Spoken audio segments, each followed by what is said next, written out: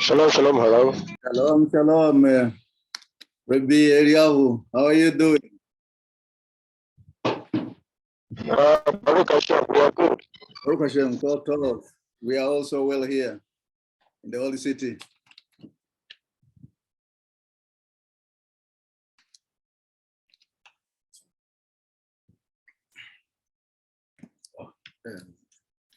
No, it's okay, Robert. I love to use that support.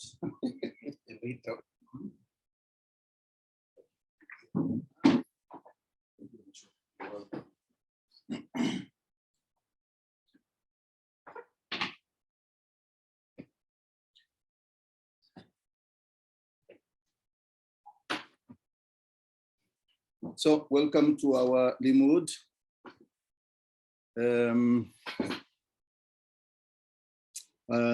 Welcome, Sarah. Itzhak, welcome. How's Johannesburg?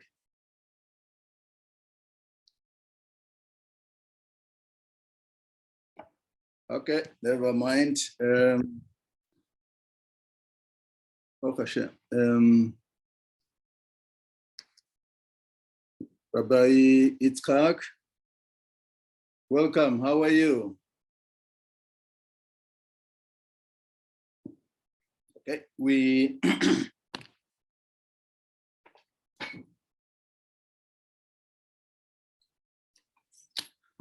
welcome to our limud once again. We are going to study halachot. It is always our custom to study halachot because halachot is the backbone.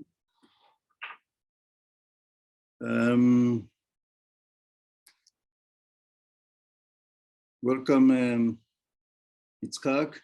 Thank you. Halachot. It's only when you know halachot you are able to perform your mitzvah or your mitzvot meaningfully.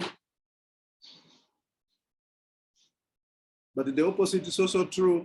If we do not know halakha, we cause more damage than good.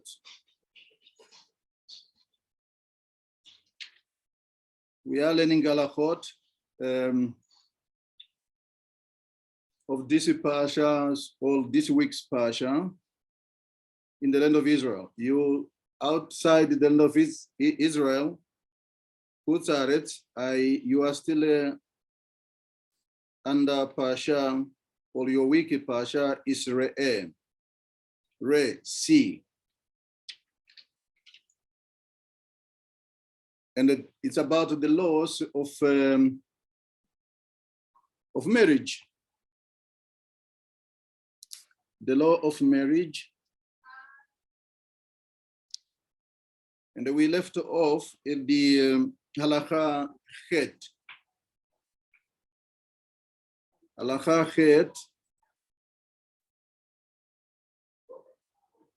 And I read the last passage of that halakha chet, to enable us follow and refresh our mind.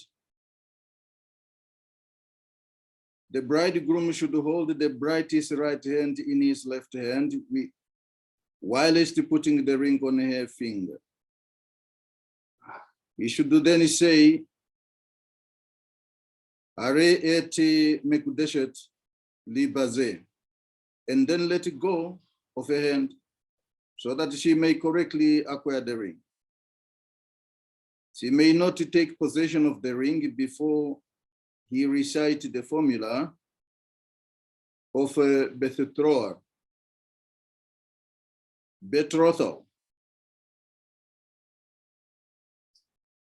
Okay, halakha tet. It would appear that according to Kabbalah, it is not correct. It is not correct to place the ring on the bride's middle finger.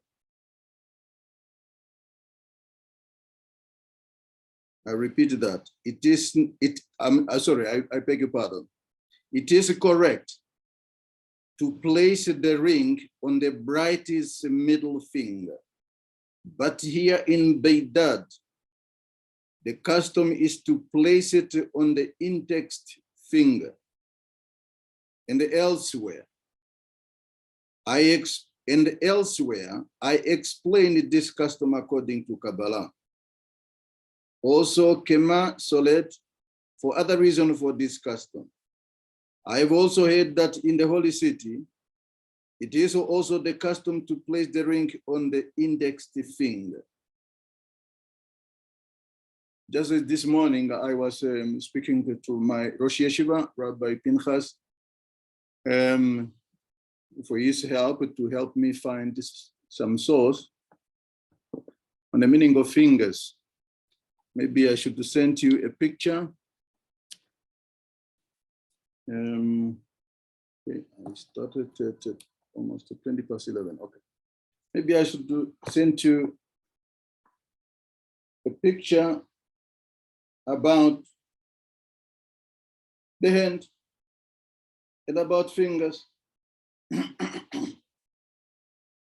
enable us to understand, excuse me, to enable us understand the meaning behind every, excuse me, every bone, every limb and a part of your body.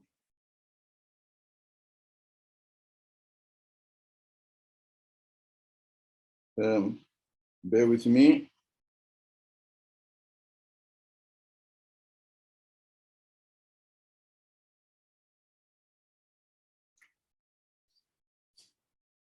Okay, the pages is sent. Let's look at the two fingers that are prominent into this halakha. All in this halakha. The middle finger is this one, right?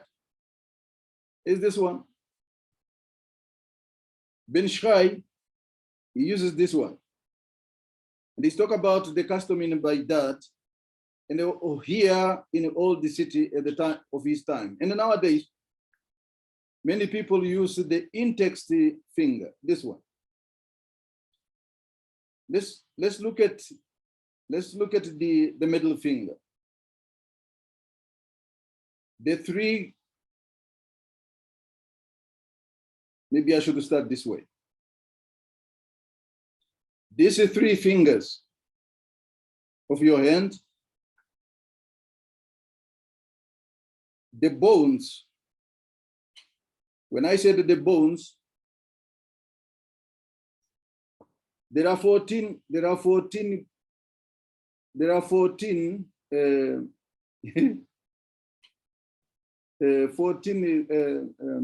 bones in your hand.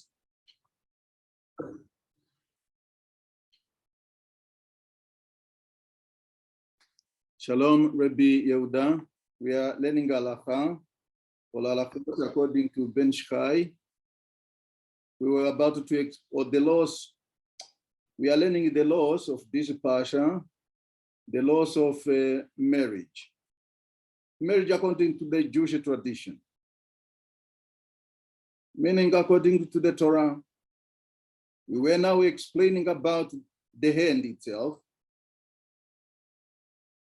that you have got 5 fingers.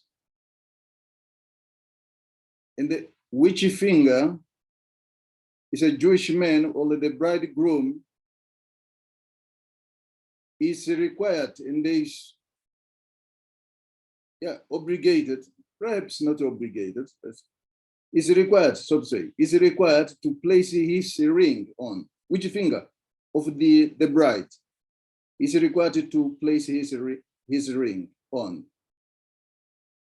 And I was just about to mention that in one hand, you have got 14 bones just in your hand. But here, in the halakha that we just read, the halakha tet, 2 fingers are prominent in that halakha. One is the middle finger, which is this one, middle finger. As we know, and the index finger, this one, which according to Kabbalah is also my finger, this one.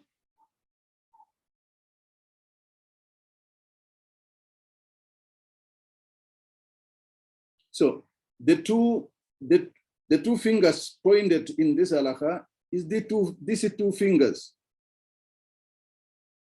And when you look at these three fingers,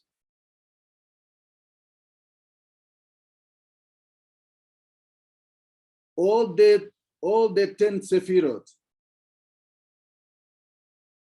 all the bones of these three fingers are arranged according to the arrangement of the sephirot, as you could see there on the page. Middle finger, where you are supposed to place your ring, is the middle finger. What is the significance before the bend? Before the bend, that very dish represent the kettle.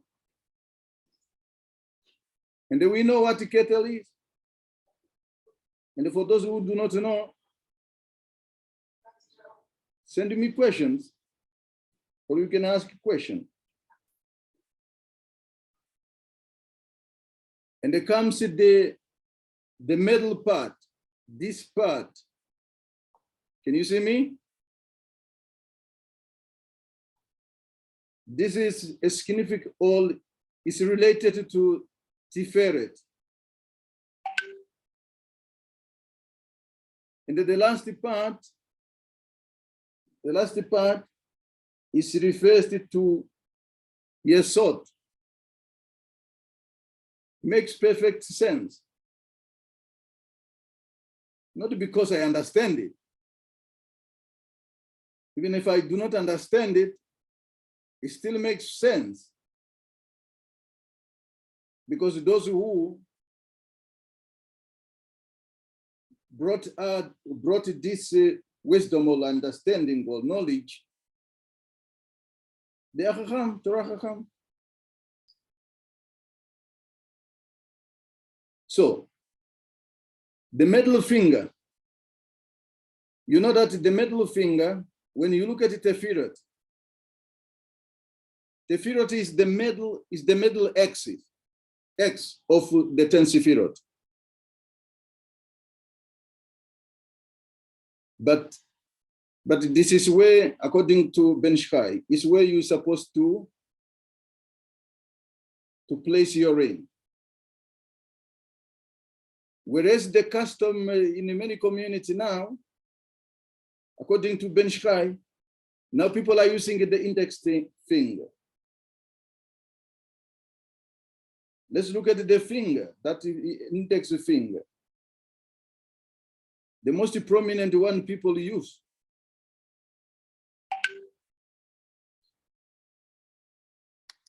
Welcome, Mise. Blanton.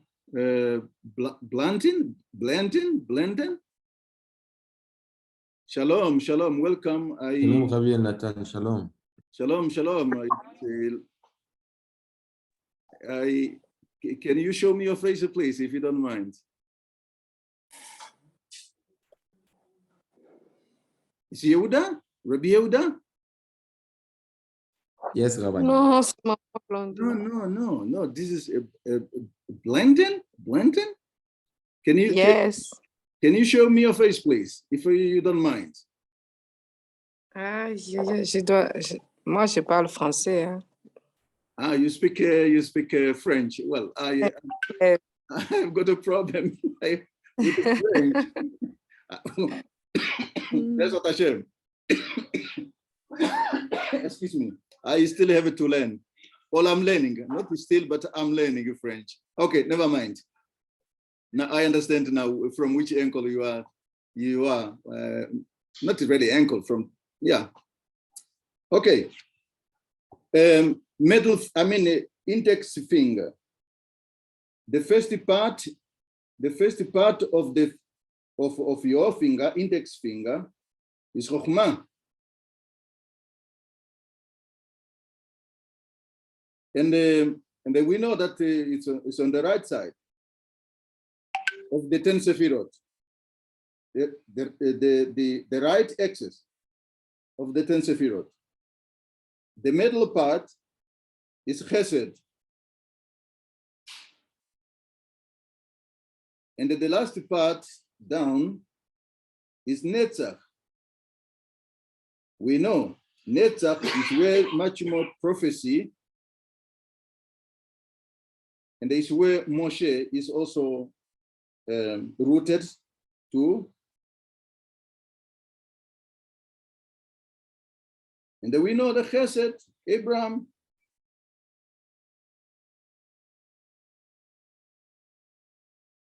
So some people used to place on the ring on this. Either way, okay.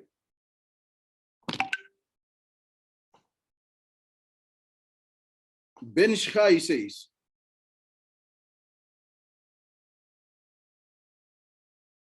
I explained this custom according to Kabbalah. Yes. And the reason thereof, he did not say which one is correct to follow. He lived in Baghdad, which is called Iraq today. Baghdad is the capital city of Iraq. So the custom there where he lived, they follow a custom that it is not his. I'm saying they in Baghdad, people had the custom of placing the finger, the ring on the index. So it's in the old city. So everyone follow his minhag, his custom. Halacha Yud. If one did not recite a bracha at the time of the betrothal, it may not subsequently be recited when completing the second stage of the wedding, called the Nesu'in. Although some authority rule that the bracha may be recited, we must rule leniently with regard to the reciting a bracha in a case of doubt, and not recited it. The Halakha continues, however, if a bracha were not recited, the bridegroom should be told to recite a bracha quietly, without the shame. When performing the Nisu'in, every God-fearing person should strive to perform this mitzvah with the correct bracha. Particularly, it is something which one only does once in a lifetime. Welcome, Anava, to our limud on halachot according to Ben Shchai. Shalom, shalom, Harav. Shalom, shalom, Rabbi Eliyahu. Yeah, please, I would like to ask, Yes, please. can we get a copy of the bracha which should be recited at betrothal? Okay, I will ask my Rosh Yeshiva to do that. I think, but it should be in your Siddur. I think so.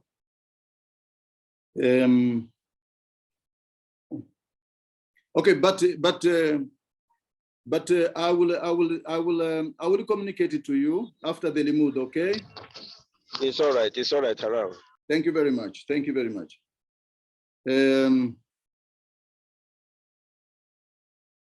particularly as it is something which one only does once a lifetime.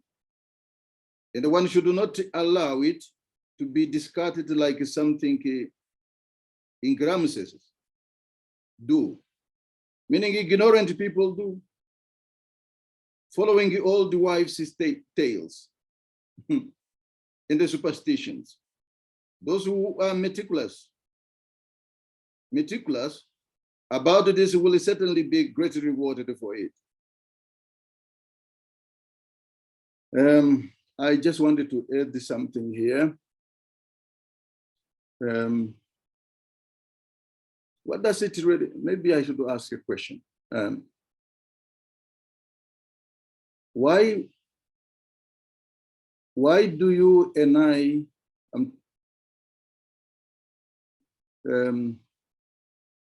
required to marry?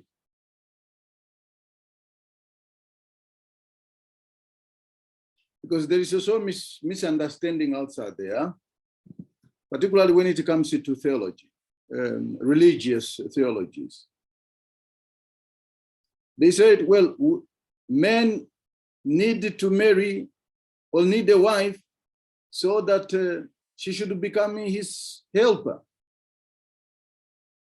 What kind of help is that? Does it mean men cannot cook? He cannot clean his house?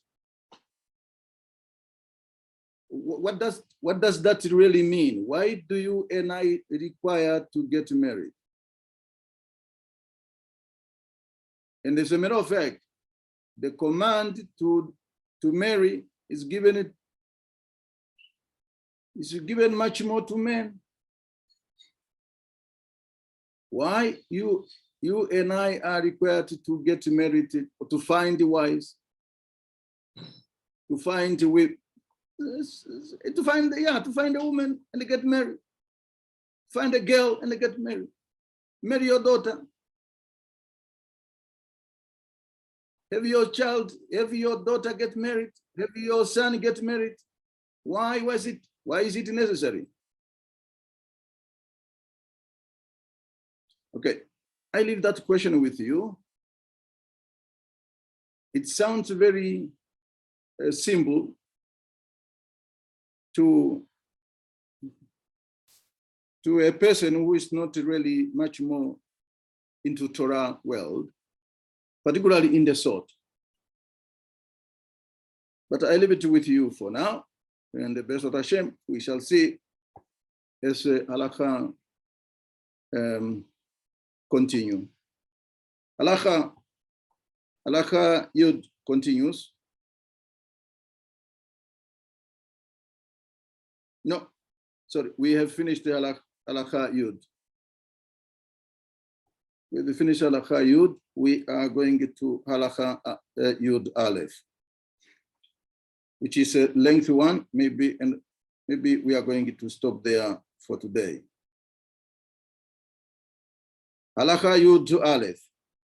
After performing the betrothal, meaning the wedding, the bridegroom breaks a cup to commemorate the destruction of the holy city to fulfill the Tehillim 137 Pasuk 5. All hey. If I forget thee, O Yerushalayim, that is Tehillim.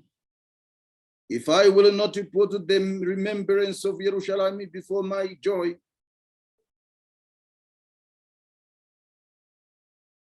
it is correct that when breaking the cup, the bridegroom should say, I shall put the remembrance of Yerushalayim before my own joy.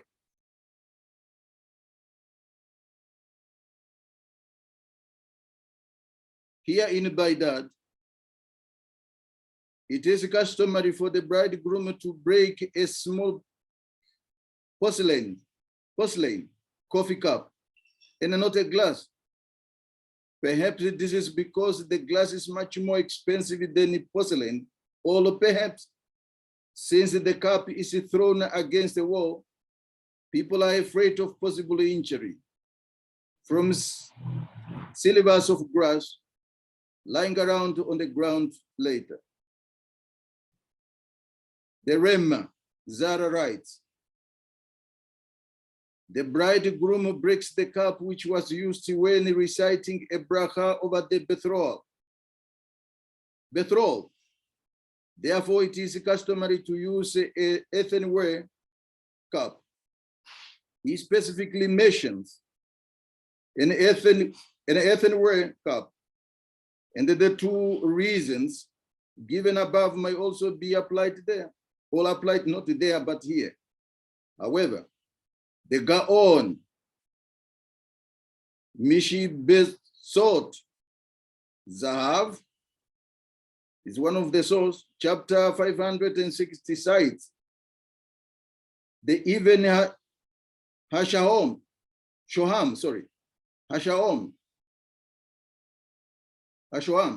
that a glass must be used.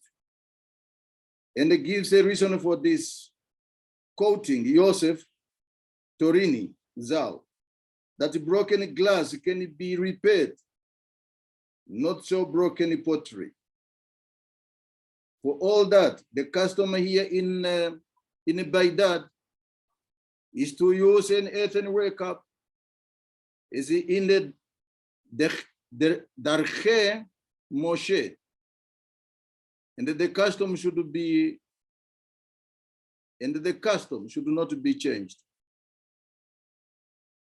The custom is as follows.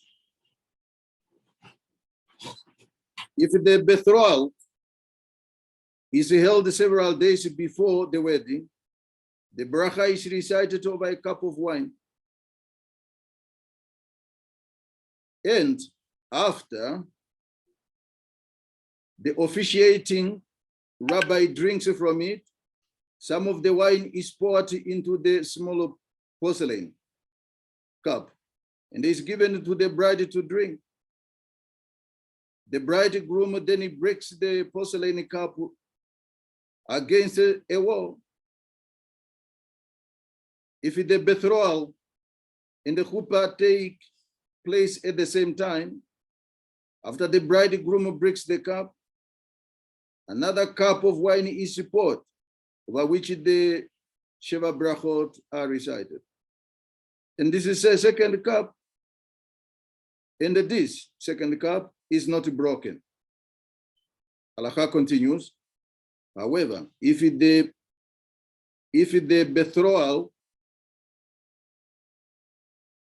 betrothal were made several days before the wedding without breaking a cup, it should be broken later. At the chuppah. In the reciting the Sheva Brachot,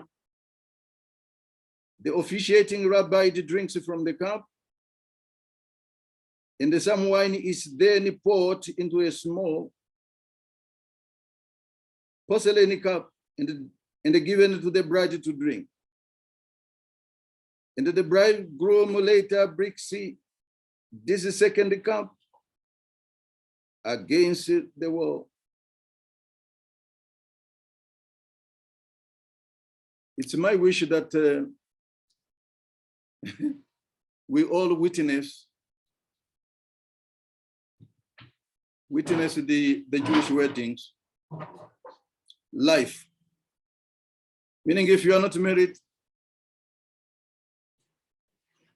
may you witness it for yourself, meaning you get married.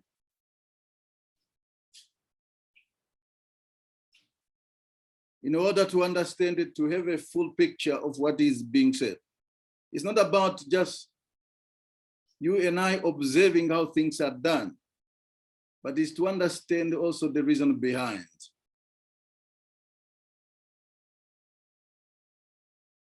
You and I needed to understand the reason behind of all these.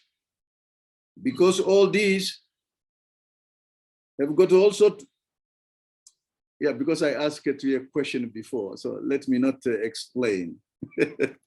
Get married Chaverim, get converted and get a Jewish wedding, and certainly you will have it. Yes, Rabbi. So for today on Halacha, we end here because also our time. Is there any question from what we have learned so far?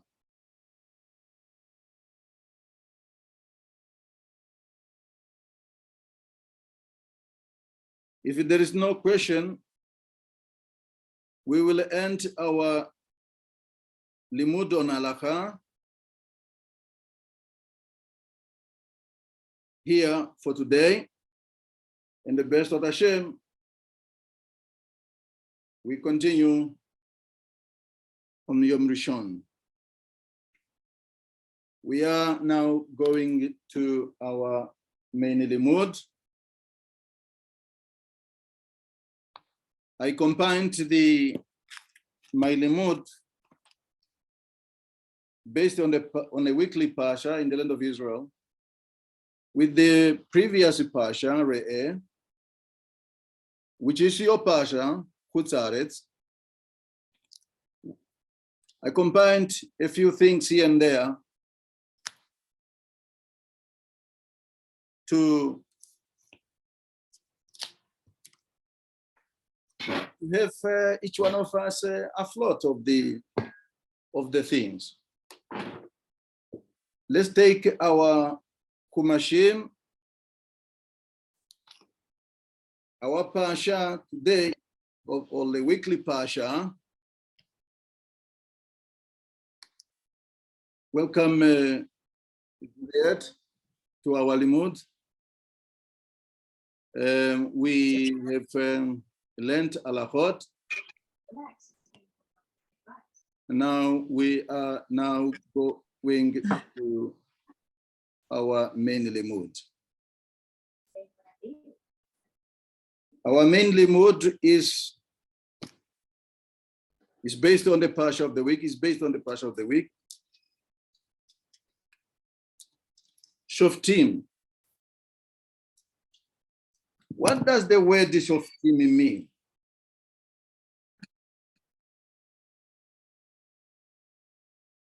Did you get the picture that I sent you? Oh, yes, you did. What does Shoftim mean? Who can tell us what Shoftim mean?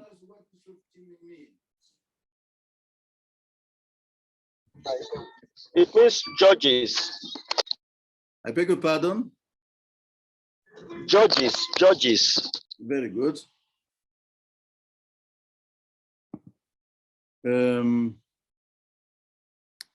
Welcome, Rabbi Ravi. How's India? I forgot the place in India where you come from, or where you are.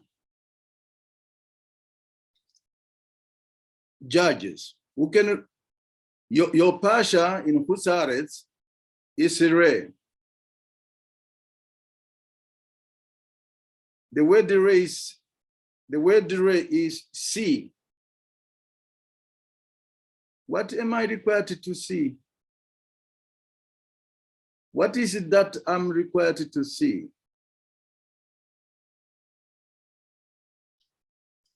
And the Pasha of this week is Shoftim. Shoftim, but okay, before we get there, turn with me to your Pasha in Chutzaretz, Re. And the Perek, meaning chapter, Chet, meaning 8. In the verse 1, Pasuk Aleph.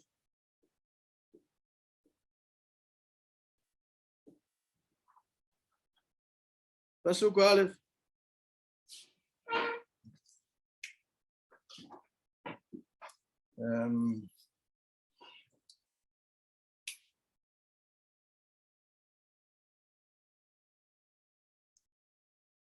Just a second for me. Did I get it right?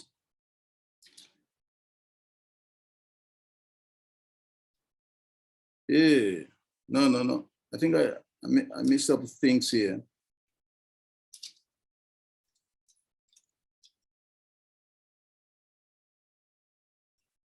I think I mixed up things here. My sincere apology. It's not rare. I beg your pardon.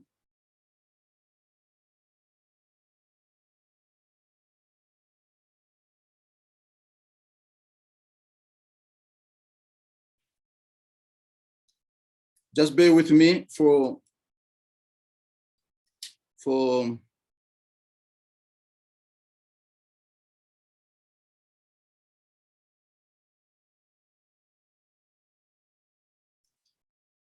just bear with me. Just bear with me quickly.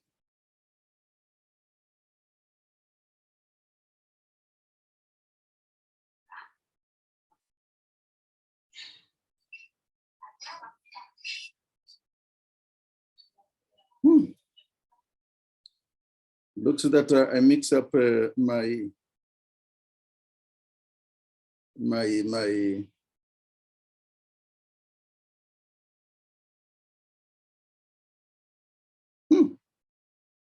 why did I?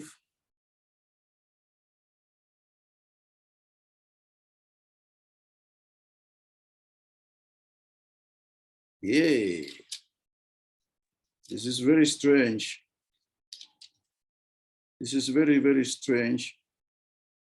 Rabbi Elnatan, Ken. I have a question, please. Yes, please do.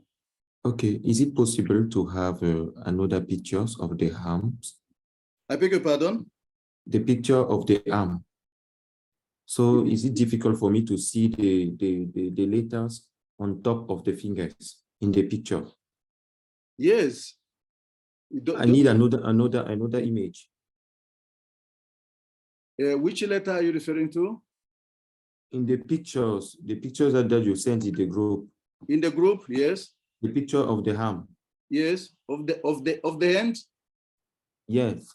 Yes. I didn't see the letters on the fingers. I need another pictures because it's not clear.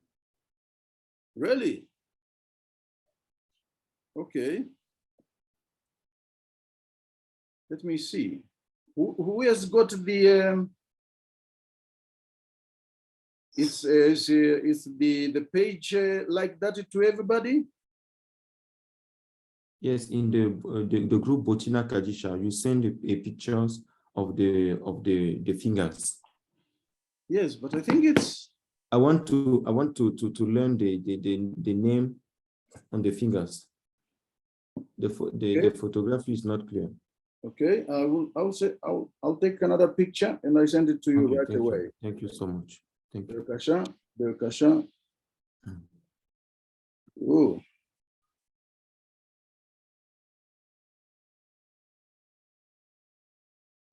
Please let me know if it is. Maybe this has got to do with my camera. How do I flash this thing? Okay. Let me try again.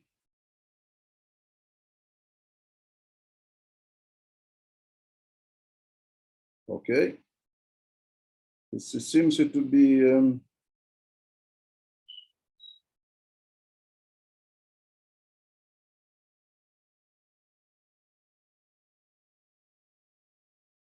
Is it clear now? Or did you receive it now? Yes, now it's clear. Thank you, Rabbi. My dear Chavrim, I made a mistake. It's not a Parasha Re, but I wanted to draw you back to the Parasha Ekev, chapter 8, and the first pasuk, meaning the first verse of that.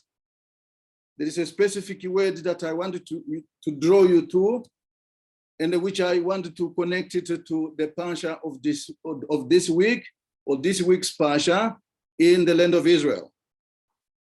The pasuk, it reads as follows.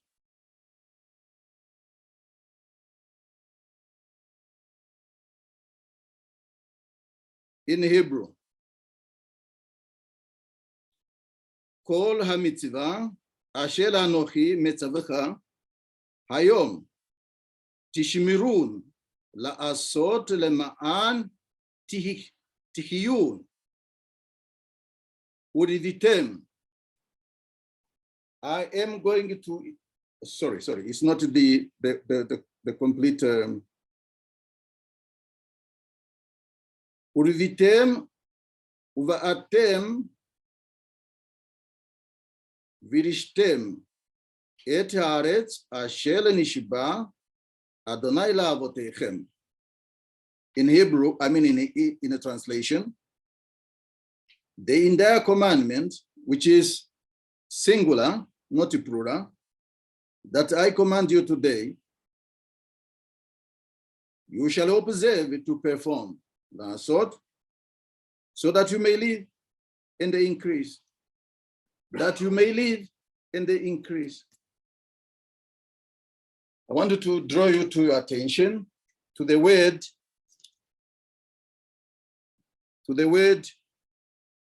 uruvitem. Uruvitem is, I will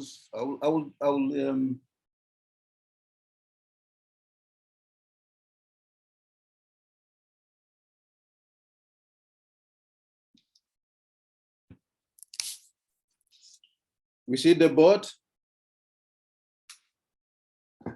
in our, Yes, in Rabbi. the Chumash is shuruk,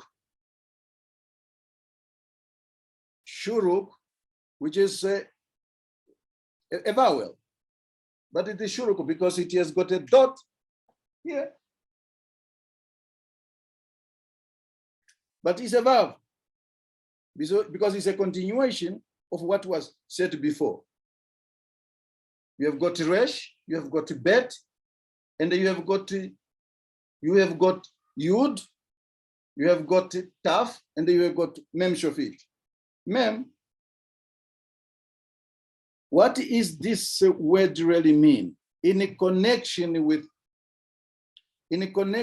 what was said and what is said by Moshe? Remember, this is his last speech. It's a farewell speech to the Am Israel, Bnei Israel. In the Parashat HaShavouah, we will see the connection between this word and the parsha of this week in the land of Israel. Let's go to the parsha of this week. The page is sent there. It reads as follows: keep your chumash, shoftim veshotirim titen leka bechol shiareka asher Adonai Eloheka noten leka lishvateka veshtu et ha'am mishpat tzedek. You remember we previous in a previous our limud, we were talking about the word tzedek, but tzedakah, but the shoresh of that the word tzedakah is from the word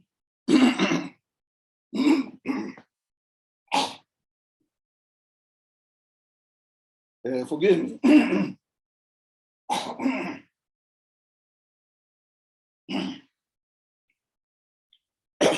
Excuse me, sorry. Maybe I need some water here. Okay, never mind.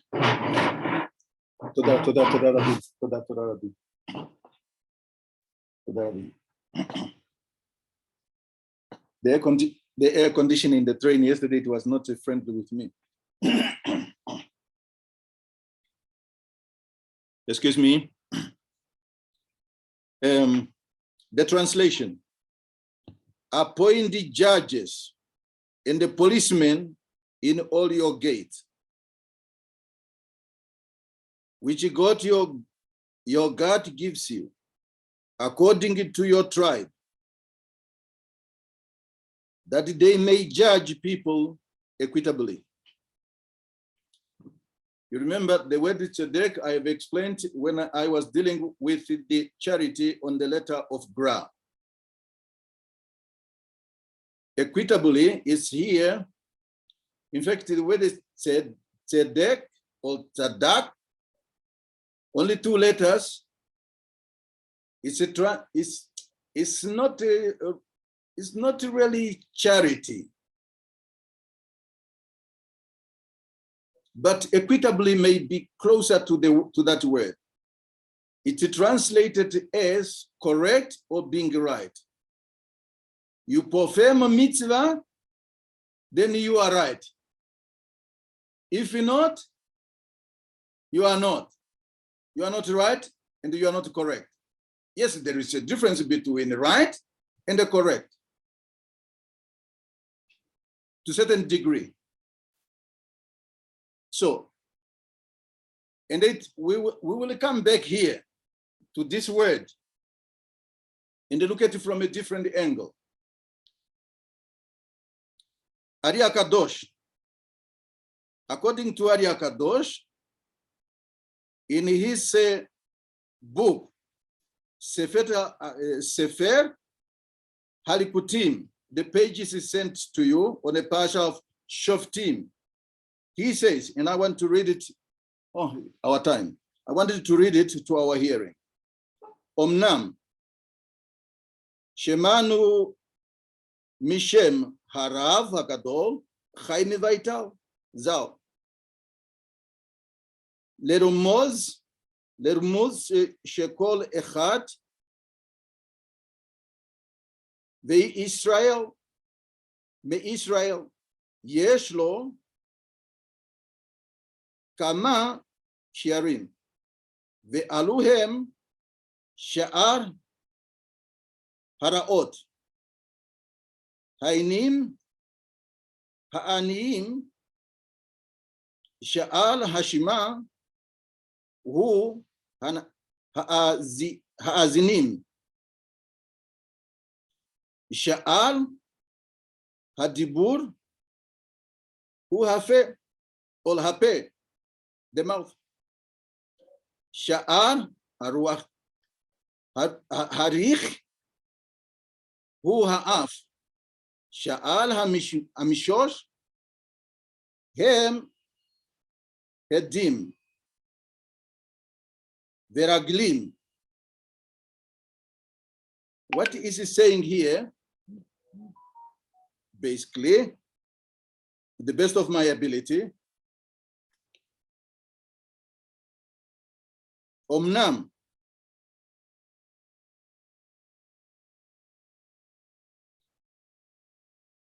we have heard in the name of the esteemed Rabbi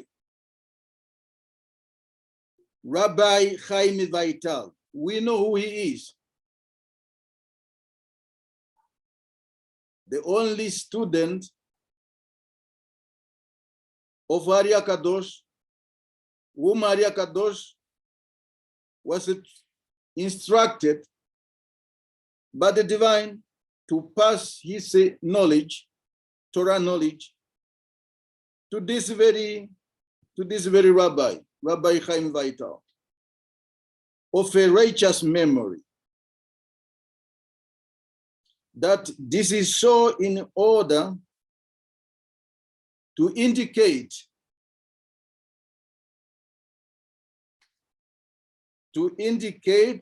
that every person, every Jew has several gates. These gates are the eye, meaning the eyes, the 2 eyes, the gate of sight, the gate to see, the ear, the gate of hearing, The mouth, the gate of speech. The nose, the gate of smell. Hands and the feet, the gate of touch, sensing. But for the sake of time, let me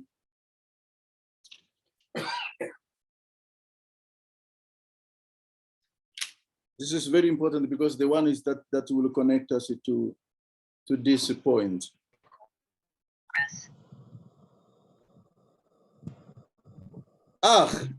Tarikh Adam Sheshim. Can you, who is that one? Can you mute, please, your mic? Because I cannot, who did not mute his mic here?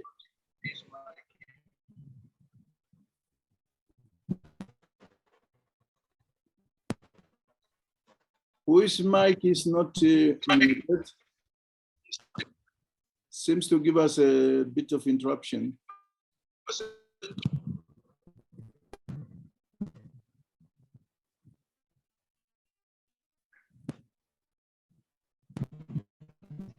But I can't see anybody's. Okay. Shalom, shalom, shalom. Yes, can you mute your mic, please? Yes, Rabbi. Thank you. Sheyeshim lo shoftim veshotirim bekol elo haashirim anizel rav.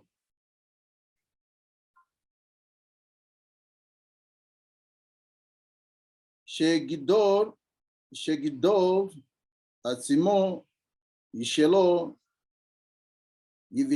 yavit bamidba no lo bamidba bedavar aro velo ita ozen ledavarim she'enam agonim velo yedaber nevalot pe velo lachilot velo yeruach reach be'shamayim yisher arove velo yiga'a badavar arove be'adav velo yalech ledavar aviram או לביתי תלתירואות וקרייסיות לזה אמר שיעריך בלשון יחיד. It's a little bit at length, but let me try. A person must appoint judges, policemen at each of these gates. The mentioned gates, the gate of hearing, the aid of smelling, the aid of touching, and so forth, 5 gates, in order to protect himself from looking at women forbidden to him, listening to unto what matters,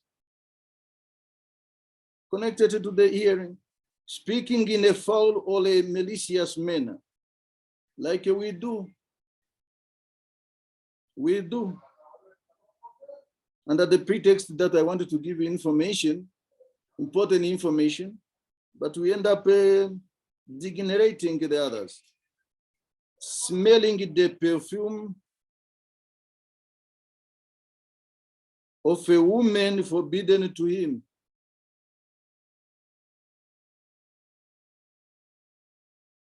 touching a woman or walking to commit a sexual sin, or walking to theater or theaters and the circuses.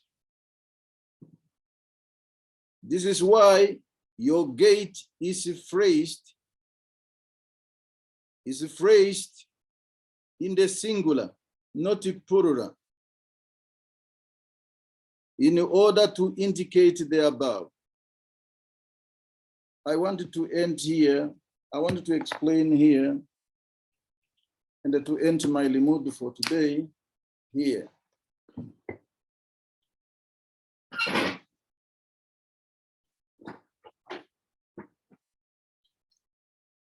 Tzadikim, tzedakot.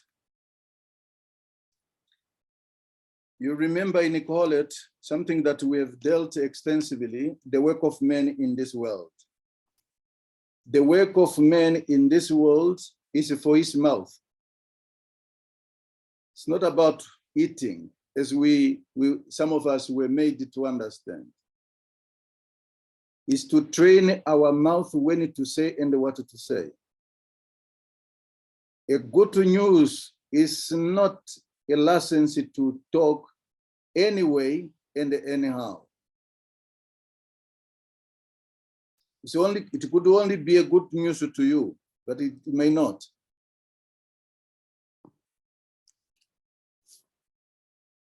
That's why I brought an element or an aspect of be careful even how to praise people.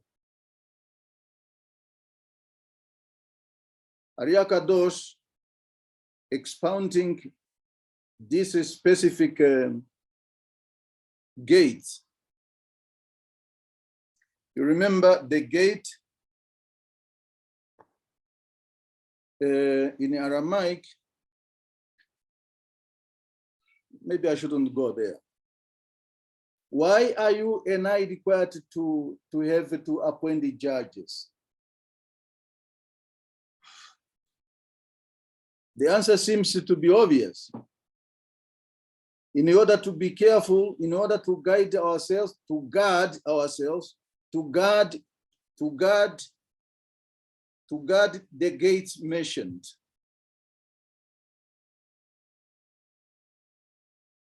It seems obvious.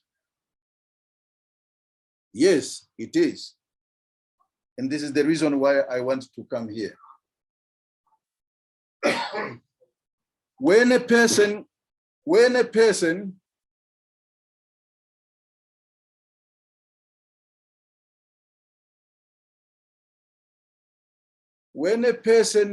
forsakes Torah, to learn Torah, and they see himself in the lines and every word of the Torah, that person will turn it to a lower level. Probably he will become a subject. He become a tool. He is no longer a man. How so? Because he will be subjected to be ruled by any external forces. Because the purpose of a guard, of a judge, a policeman, a judge, judging at the gate is to prevent the unwanted foreign things to come in.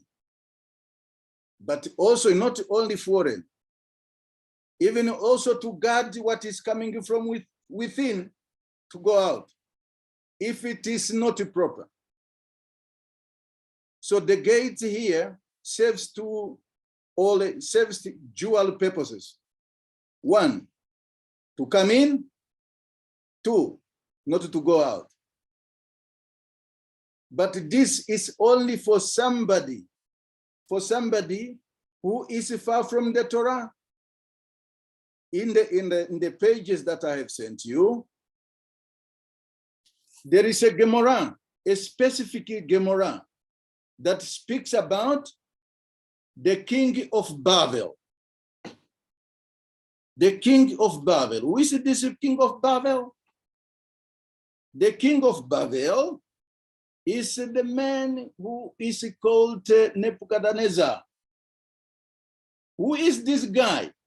We have got a source that he is a direct son of King Shlomo and the Queen of Sheba. I was in Congo a month ago, or more than a month ago, and then we know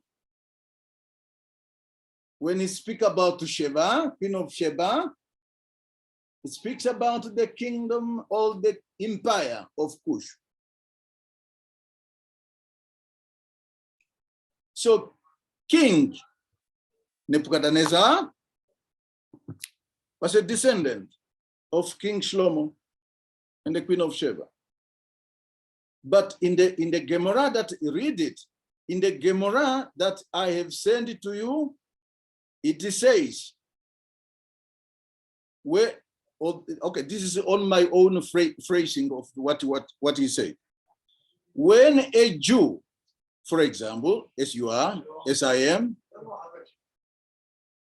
Ulopo, בבית שלו, כן. אני חושב, אחרי,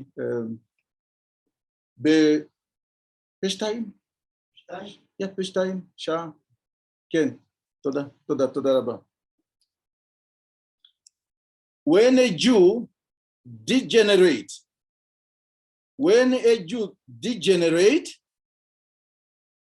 it's unfortunate that he is,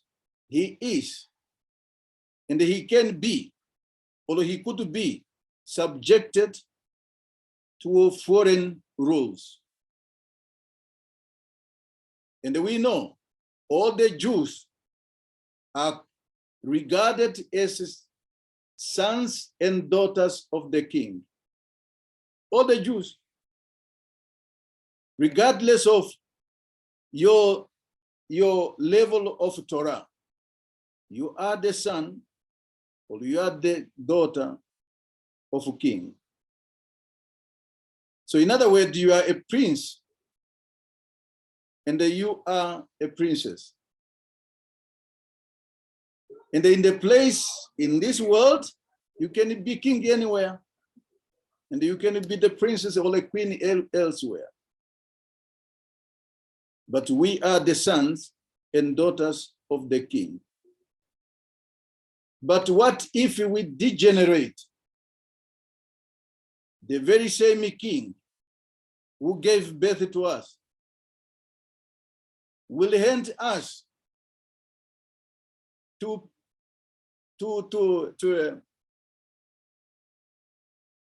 any nation who are not at the same level as us. We saw it. So the Gemara there, the Gemara speaks about Hashem making or made the Nebuchadnezzar as a great king, not only a great king, because his greatness came about as a result of him conquered other nations. Because he conquered other nations, is where his greatness manifested. But if he were only to conquer the nation of Israel, but not other nations, in the eyes of that Gemara that I have sent you, it would have been seen and perceived that the children of Israel, who are considered the sons and the daughters of the king, were only subjected to be ruled by a king who is not at their level. So he has to be made the king, and he has to make a great king when he conquered other nations. But if a Jew adheres to Torah, to the tenet, to the dictate of Torah, then he cannot be conquered. A Jew cannot be conquered, and he cannot be ruled by any other nation. Nation will fear this nation. It's not what I'm saying. It's not out of propaganda. It's written exactly what on the Pasha, a cave is written. This is your wisdom. This is your understanding. This is your knowledge. When you referring it to Torah, but if not, you will be subject to the rules of nations. I now want to go to the word that I have gone. And before I get there, we know the weaknesses of man. The weaknesses of man is his mouth. The weaknesses of man is his eyes. The weaknesses of his mouth. I mean, his weakness, one of his weaknesses is the smell.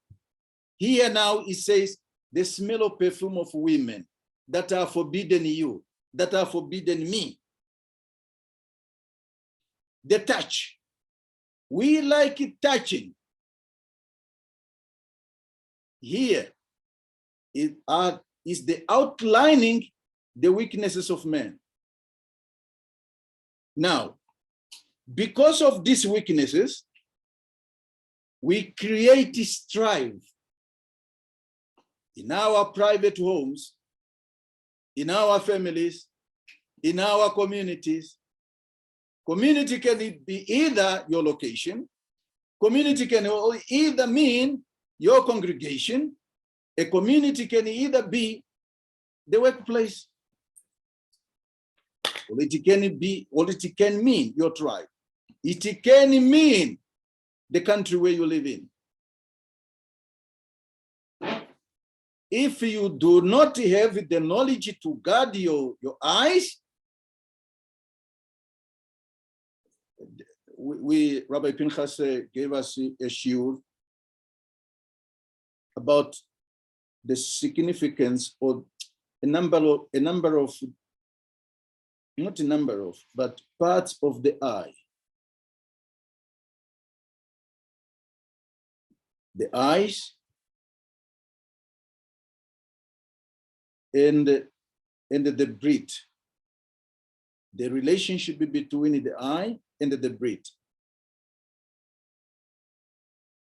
It may not be the subject of now, and it's not the subject of now. Let me lead you to this word. Let's decode this word. And then you will increase. And the next word is about life, so that you live. So we are living now, yes. Yeah, yes, you are living. I'm living.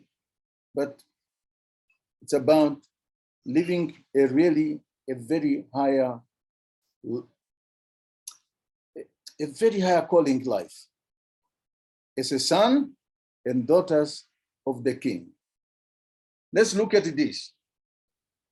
We know that the verb at the beginning of the word is just a connection between what was discussed before and what is after. Before and after. Let's divide this two words into two. And I divide it as follows.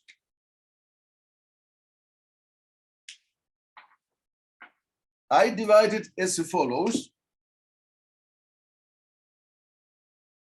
Can you see the board? The first three words, what does it read?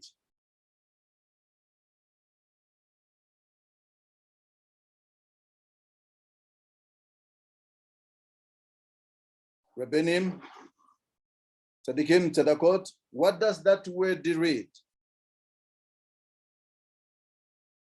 You use it every day when you listen to our limud. What do you call me?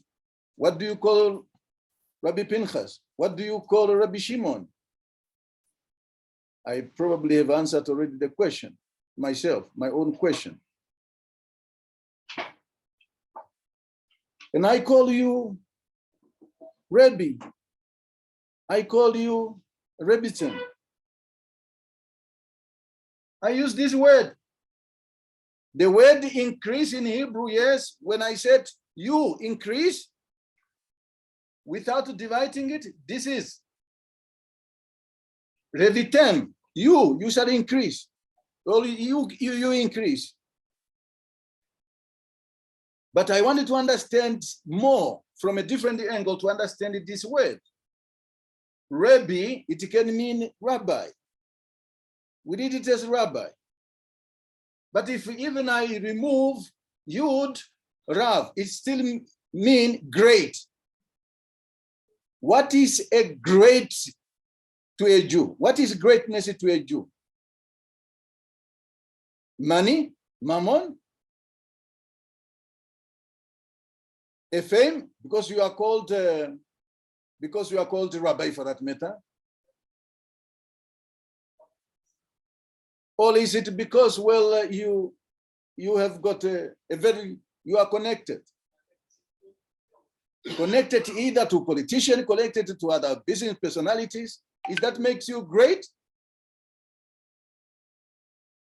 Yes, it's great, but that is not what is meant by the Torah.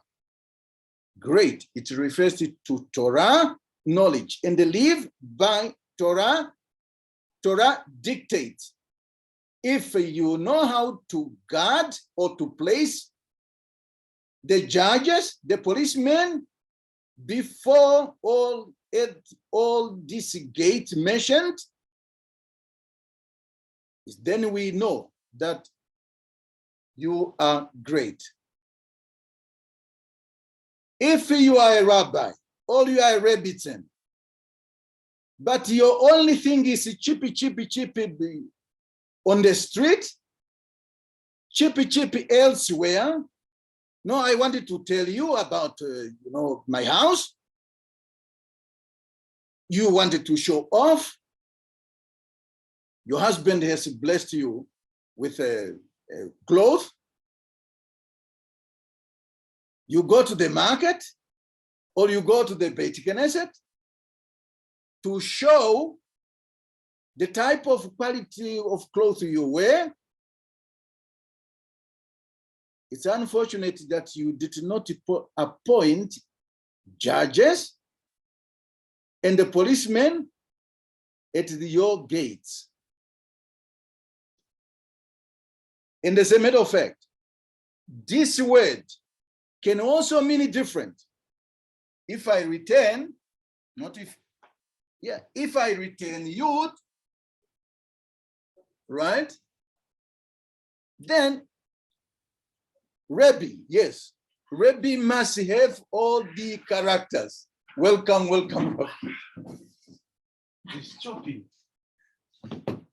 Now that you are here, I will stop, my dear. Now that you are here, I was taking advantage of not you being here. So, the great, you being great, that word, rabbi or rabbi.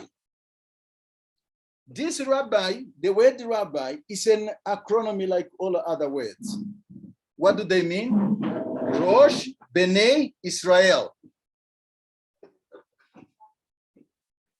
Rosh Bnei Israel.